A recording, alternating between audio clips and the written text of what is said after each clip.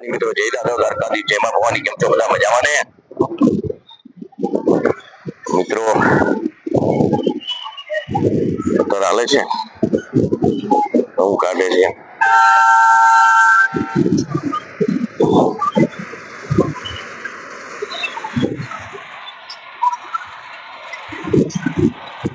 જોઈ લ્યો.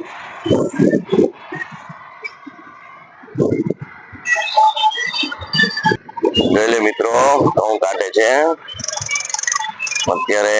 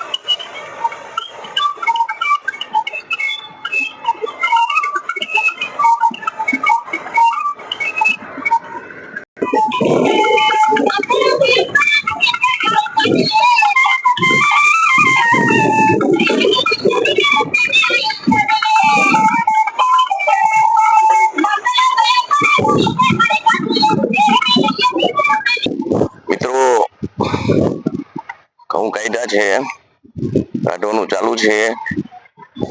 કલેજી પાકવાની તૈયારીમાં છે. જીરું નીકળી ગયું, ધાણા નીકળી ગયા. હવે ધીરે ધીરે શિયાળુ પાક છે એ ખેડૂતોના ઘરમાં આવી રહ્યો છે. પરંતુ અત્યારે ખેડૂતના ઘરમાં જ્યારે જણસી પાકીને આવે છે ત્યારે ભાવ મળતો નથી. એટલે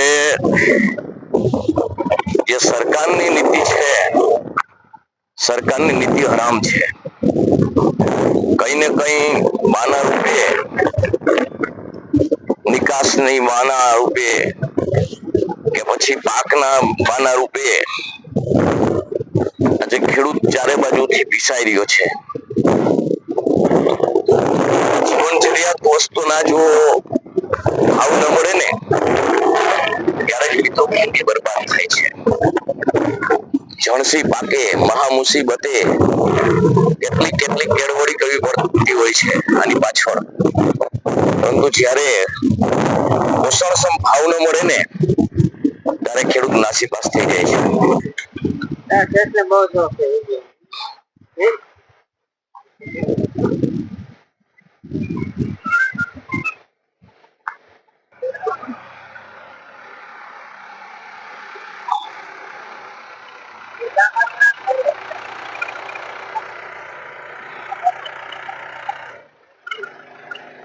ખોલ પિન પાછળની ખોલ.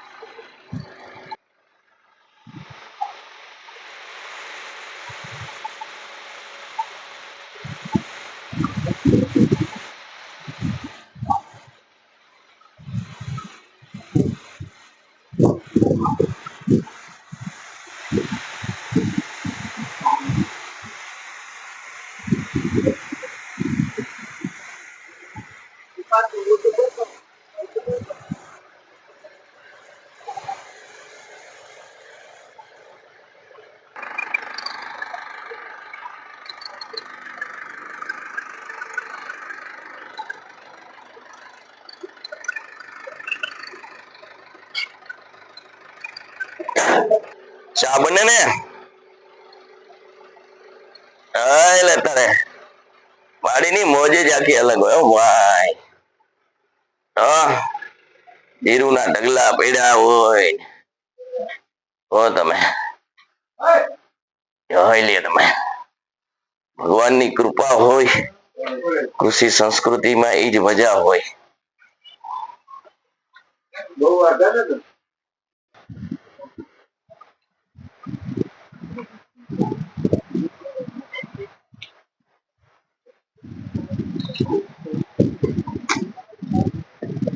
આવડું ટ્રેક્ટર છે. ચશ્મા પહેર્યું હોય એટલે નીંદર આવે તો સપનું ચોખ્ખું દેખાય એટલે હું હે